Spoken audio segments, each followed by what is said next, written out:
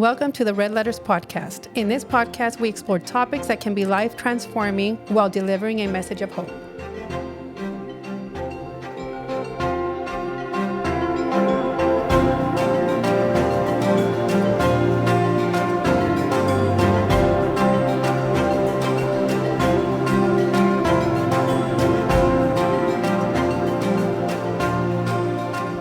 Thank you for joining us on this episode of Red Letters Podcast, and we want to welcome you to Season 5. Thank you for being a faithful and committed listener. I hope that this is helping you in some way, shape, or form. But today the topic is going to be on change, and is it something that's hard to do? And if it is hard, why is it hard? Why is it uncomfortable when we go through a season of change? So that's going to be the topic today that we're going to be looking at. I know just the initial thought for me would be that I know that we as humans many times are creatures of habit. So when change comes, a lot of times it's like pushing us out of our comfort zone because we're used to the habit and we're used to the typical things that we do because we just do it as a routine. And so I know that change isn't always so easy, but would there be something that maybe challenged you to have to change, and what did that feel like? Anybody? That's really good, Tony. I love where you said creatures of habit. You guys, I might have shared this before, but I'm a creature of habit because I go to certain restaurants, but every time I go, I only order the same thing that I've always ordered at that restaurant. And I don't want to change it up, because what if it's not good? And then I'm going to regret ordering that. And typically when I go anywhere, I'm super hungry already. But I believe it has a lot to do with that. Creatures of habit. We know what works for us. And this is what's sad, even if it doesn't work for you, because you got into that habit, you're not willing to change it. So for me, I love that you phrased it that way, because when you become the creature of habit, when it becomes a habit, it's not going to be that easy to change. I'm glad you said it that way too, because there's the healthy things that we do and the unhealthy things. And too many times, just because it's comfortable, we don't want to change. We just think, let me clock in and do business as usual because I don't want the unknown to happen because what I'm doing now is already familiar. And I think that happens many times. Yes. No, that's true. Yeah. I'll share this. And this is going to, like, if you're a listener, if you're listening, don't get offended. This is something that my children brought up to me when they were in high school. They were going through this, I don't know what class was teaching them this, but certain foods that we eat are not supposed to be healthy. It's not supposed to be for human consumption. And one of them was the cooking oil. And I was like, okay, but, and this is what I said. I've always used it. Like, it's not going to hurt anybody. Like, what's the big deal? I've always used it. But after that, my sister and I were sitting there and she said, aren't you kind of glad we were really, really poor when we were little, because we couldn't afford the Crisco oil or any type of vegetable oil. Mom had to use lard. And I was like, but that was so bad for you. Then we do the research and we find out that actually the cooking oil is really bad. And I believe that it was created for cars, for a vehicle to use in a vehicle. And so my son had told me this a long time ago. But the change, I was like, but this is the way we've always done it. And this is the way it's always been done. And everybody else does it. So why should I change? I finally changed like 5 years ago, but it was such a struggle. And the thought of, but it's not this other stuff that I'm using, olive oil.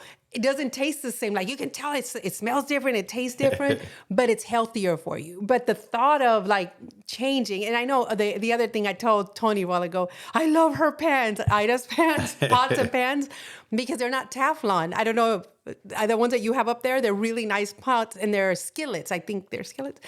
And those are supposed to be really good for you, like not the Teflon. And I didn't know this, but it's like, to get out of it. And the reason I'm putting it out there is because when you know, and we can do something different because we have children, this is actually bad for human consumption. It was like, well, I didn't know any of this. But to get us out of that, it's going to take a lot, I believe. So I know it went kind of sour, but this is why I think that change is important, because we're not willing to look at the big picture. I think as humans and creatures of habit, we're not willing to actually do the research and say, well, why shouldn't I be doing this? Or why is this not healthy for me? I think for me, when it comes to the question you asked about change and how we deal with it, for me, the biggest thing that I had to change, or that I had to get accustomed to change, is when I moved in, probably with my in-laws. And I think like anybody out there probably knows that, it is a big difference just seeing how I was raised versus how my wife was raised and how her family is. Because usually, like for us, like we have our privacy, like growing up, like we have our rooms, and people won't just barge in there. But like at the house, people are like, hey, literally you'll have like 5 people in your room, and we're all talking. And I'm like, okay. And at first it was frustrating for me, but then I look at what you were saying, like looking at the other side of it. We're like saving a lot of money just living in there. And there's other stuff, that I had to get used to. But for me, I think living with in-laws, I think it could be frustrating. But then if you look at the bigger picture, like, hey, you are saving a lot of money. And so that's one thing that I'm grateful for, is like we did the math and everything versus like if we were paying average rent here versus what we're paying there. And I was like, dang, because we did the math first for what we're paying. I was like, dang, that's a lot of money that we're just renting. And then we looked at like an average rent, and I'm like, oh my gosh, it was like a fraction of the cost. So for me, I think change when you have to live with your in-laws and then put your pride aside and all your things that you're used to. Like, okay, hey, it's worth it in the bigger picture, if that makes sense. Yeah, the bigger picture. I think with change, like you were talking about familiarity and habits, you've created a habit. I think being comfortable in that. Oh, yeah. You get so overfamiliar, so habitual with it that it becomes comfortable for you. And to bring the initial change, you have to be consistent. Yeah. It has to be a day-to-day thing that you're choosing to do. And to do that, you're going to have to get out of your comfort zone. You're going to have to get out of settling for what you're going through. And you have to think about, what is it that you desire? What is it you want to accomplish? Because if you're settling and being comfortable where you're at and you're complaining, because that's another thing sometimes with change, a lot of people who don't want to change complain. Man, I wish this, I wish that, I want to do this or I want to do that, but they don't do it. Right? Because it's going to take them out of their comfort zone, and it's going to cause them to have to work for it. And I think to get ahead and to get the things that we desire in life, we have to work hard for it. And we have to, well, we don't have to work hard. Sometimes I believe in using logic behind the emotions. Chapter for another day. You have to have the logic that goes along with the emotions, and then you have to turn around and Why are you laughing? don't make me laugh, because it's that book we're reading, actually. But it's the consistency. I think I personally fall short of being consistent. I'll start something and then I stop, but I get distracted. It's hard for me to stay on course because something better comes along, and so then I redirect my attention to that other thing, and then it goes. I'll push and then I'll back up again because I find something else. So with my change, it's the consistency, but also the distractions in the course of changing. Oh, that's so good. Yeah. Yeah. Wow. I know a lot of people know the story of David and Goliath, that, here's this little boy that comes against this giant that was defiling the people of Israel. I heard this in a book that we're reading, and it was turning around and saying sometimes you need the Goliath to show up in your life to bring out the David inside of you. And I think that has a whole lot to do with change, because, they were just being tormented by this giant day after day after day, and they didn't want to do nothing about it. And here's this little boy that says, no, he's defiling my God. and I'm going to go ahead and be the change that we need. And why I say that's because, sometimes we could be complacent, like you mentioned, being comfortable in a certain situation. All of a sudden, change presents itself, and then it's okay. How are you going to handle this? And very recently, speaking of yesterday, we just moved out of our shop and we're in transition to go into another location. But this whole change, going through it's tough because you have to try to make sure that you're managing your emotions throughout it and that you don't let emotions take over. You do have to have some logic, but like Ida was saying earlier, but I think at the end of the day, because initially, like when this whole thing presented itself, it was hard for me to swallow. And I just had to like take a step back and collect myself. And okay, how am I gonna view this change? Because it's a big change. We've been in this shop for 18 years. And what am I gonna do? And, there was parts where it was, some sleepless nights and stuff like that initially, and then even towards the end. But knowing that I am choosing and know that I have a good Father that's going to take me through this and lead us through this is a big deal because, one of the things that I ended up doing is I felt like I was carrying the weight of this change. Mm-hmm. And I'm like, man, and it was tough, real tough. It still is tough. But I think it was 2 weeks ago or something like that. I was talking to Ida and I said, I went before God and said, you know what, God, this is actually your problem. This change, it's not so much that I'm throwing it on him, but at the end of the day, I have to realize I'm just managing what he gave me. So if this situation and this change presents itself, then I don't see how, God. But I believe that you're going to open doors and that you're going to speak and we're going to know what the next move is. So I have to rely on him, knowing that in my own power, there's no way that I can come up with the correct answer. I could assume and come up with a good idea, but to have a genuine change that takes you from where you're at to a better situation and a better place, I have to know that God's looking out. And he said, it's almost like a chess game, it feels like, where he's putting all the pieces together. And I just don't see the moves that are taking place behind the scenes. But that's where the trust and the change comes. So I think that through this, I know that my faith and trust in him has been increasing because I have to lean on him because he knows what's on the other side.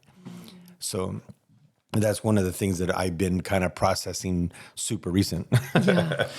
Well, I think even through that change for me, when change comes by surprise like that, you don't want to give into your emotions. And I believe the best thing for me that worked for me is you got to step back and wait and listen for God's voice. Because I know that sometimes we can give him the situation or the problem, but sometimes that problem could be where God's telling you, okay, I need you to step back and I need you to listen to me. And I need you to carefully think about, right? Because maybe we need to look backwards a little bit to see what we could have done differently. Or maybe there was something there that we did cause, right? And God's grabbing our attention to say, hey, you need to change this now. I'm going to remove this from you because you've been too comfortable. Now I need you to step out and I need you to listen to me, but I need you to realize you need to change. Yeah. You need to change the old process. Wow, yeah. And start stepping into a new process, a new season that I'm taking you into because you've been too comfortable too long. Okay, and I have more for you, and I believe that God does have more for us. Right. But we've been too comfortable, and we've been you become over familiar, even in business. Yeah. You can become over familiar with business to where you start even treating people differently, customers, things, because it comes with age. Yeah. I remember my dad, because we were self-employed, and my dad became a grumpy old man, and it was because of all the stress that he accumulated in the business. He didn't know how to manage his stress or manage his emotions. And so what he did is he took that out on the business and it affected everything. And eventually he didn't have a business. So I look at it differently. I step back and I'm like, okay, Lord, what is it you're trying to show us? Because maybe he's trying to expose something as well. And so I think it's really important through change to step back and to be patient and not rush into, following through with your emotions and just being patient and saying, okay, God, whatever it is, whatever your will, if you're trying to take me, show me something, then reveal it to me. And, or, you know what, if you're taking this away because you have another plan for me, then let your will be done. And then you wait patiently until you hear his voice again. Yes. I think too, like what mom's saying is like, on the flip side, change. If you're not changing, I think that's a dangerous place. If you're staying the same, Stagnant. In every area of your life, if in relationships, if they're not, getting better or deeper, and if you're just having this, mundane, day after Type of day life, doing this, yeah. And I don't think anyone wants that. And I think when change is presented, it can either by choice or like a current where you have to, like how with our shop, we really couldn't do nothing about it, but it's dangerous to fight against that change. So if it's something that, if you're stuck in your ways, like, no, you maybe if you would have thrown a fit or something, it wouldn't have done anything to like change the circumstance. It just literally make you look like a child, but I know you having the temper tantrum. Exactly. Yeah. And we're all grown adults now. So I feel like when change is presented, I think God literally just has you, hey, just step into this. If he's calling you in a new direction, you literally just have to walk step by step. And I don't think all the time he gives you, like how you said, the next 5 moves, like this chess master. Let him do that. And you just take one step at a time. And as long as you're taking that step, you're in the right direction. But if you're staying still and like, I'm not going anywhere, I want this, I want that, then I think that's where it gets dangerous. That's so good, Jill. And change hurts. It's not comfortable. No. It does hurt. Like even through this whole change. Not all the time. Well, for me personally, in this change of season in our lives, in this scenario, example. But change isn't always. No, it doesn't always. I guess it depends on what circumstance or what you're going through. But for us personally, it hurt me. Right. Even last night I couldn't sleep, but the whole process or this whole idea of changing is definitely, it's shaking me up, but it's not moving me to where I'm falling into what my emotions want me to go into. So I think it's important really to control your emotions in the whole situation and not let your emotions direct the way you're going to go. Because sometimes it's just going to make you dig a deep hole for yourself that you can't get out of, or you're just going to end up going backwards. And But it's okay to feel, this was 18 years. It's okay to feel overwhelmed. I think it's more than natural to feel scared. And I think it's more than anything to feel like, why? Like, I think that's all normal. But like he said, like Gio said, we don't stay there. Like we move with the change and we allow the change to be. And you guys said something about, and I know we said change can hurt. You said change can hurt. I believe that change can hurt because it messes with our pride. And maybe not with this, but think about a parent who's done something a certain way all their lives. And now they find out what you've been doing is probably not the most appropriate or positive for the family. But changing that is going to cause you to have to admit, I was wrong. And I think that a lot of people struggle with that because I know I have to change, but I'm not going to change because that would mean that whatever I was doing, I was wrong. And I think that's when it hurts. It's like, but because it's messing with our pride. And well, God doesn't like pride, and we know that. But I think that that's a very natural human emotion. And I think a lot of us get swayed by that. So that's why that change hurt, because you're messing with my pride. Yeah. And I think to add to that too is, I think when change comes, you could either submit to the change or you could let the change break you. Because that's, I think, almost like the teeter-totter that we go through when change presents itself. And then during that change, you could also look at your heart posture. Like I think you mentioned it earlier, right, about complaining. You could have the complaining spirit, or you could have a grateful spirit and a thankful spirit, although you don't know what's next, that you just have to know that there is something better on the horizon and that God's going to look out for you. And because those two are enemies, complaining and being grateful. You're going to have to choose. It's hard to find the middle ground there, unless you're just quiet. But I think processing that the right way and keeping your heart right in the process of the change until you get to the other side is a big deal. Because change will always, I believe, cause you to grow, cause you to be teachable. And that's like when you mentioned it earlier about change, that it's supposed to help us. Yeah. It's supposed to catapult us forward and not set us back. But when it does set us back, it's because we had the wrong attitude, and we're going to just let the situation or the circumstance break you and break your spirit. Because then it's hard to recover from that. Some people don't. Some people end up in a worse situation, depression, and all of the above.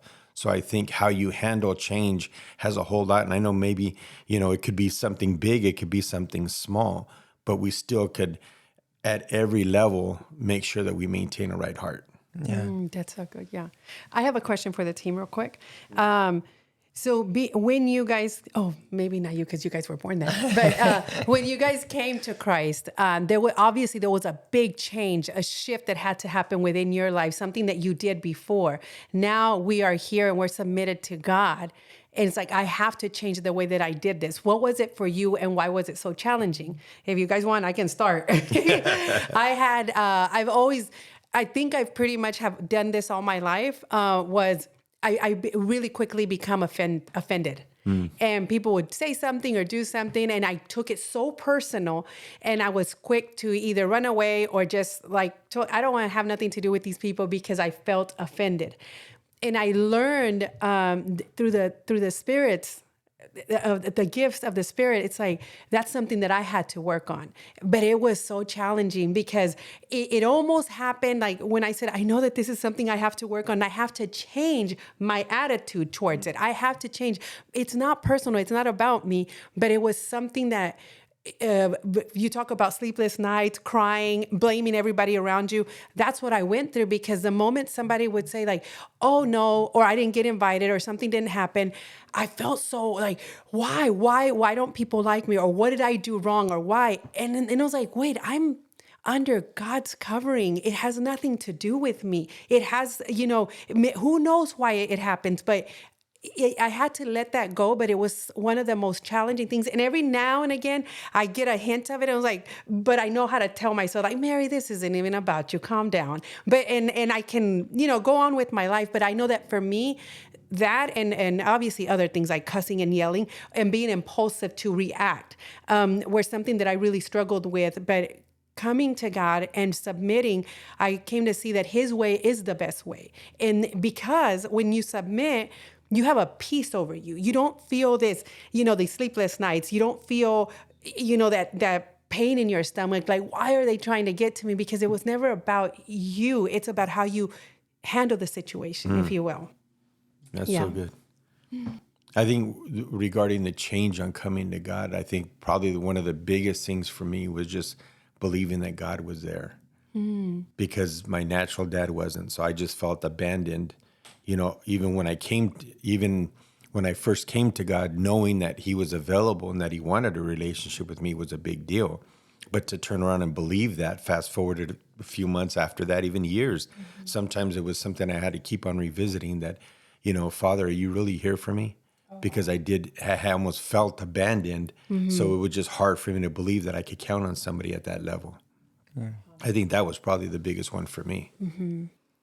For me, don't get upset, you guys, but no, because actually before I came to Christ, I was already seeking Him. Oh. And I think the day...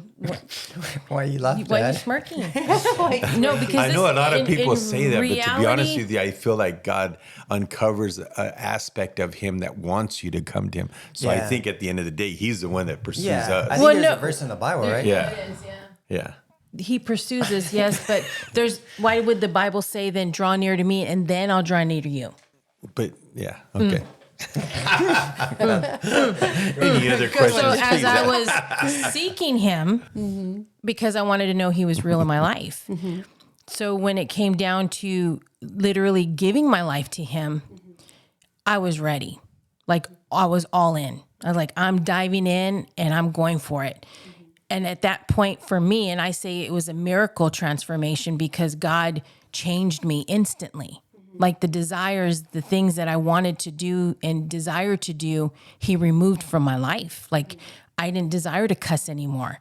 I didn't desire to drink anymore. I didn't desire to smoke a cigarette anymore. Like literally he changed, he removed all of those desires from me to want to do those things. And I was in love with him. Now, throughout the years, if you ask me now, right, I would say things pop up from my past because I recognized in my walk with God is I need to be continually abiding in him. The moment I take my foot off the gas and I back off and I start letting off of, let's say, reading and spending time with him, that's when my flesh kicks in and starts wanting to do what Ido wants to do. Not so much, it's more my will, not his will. So I think it's important, and I've learned throughout that I have to continually abide in him because I know me.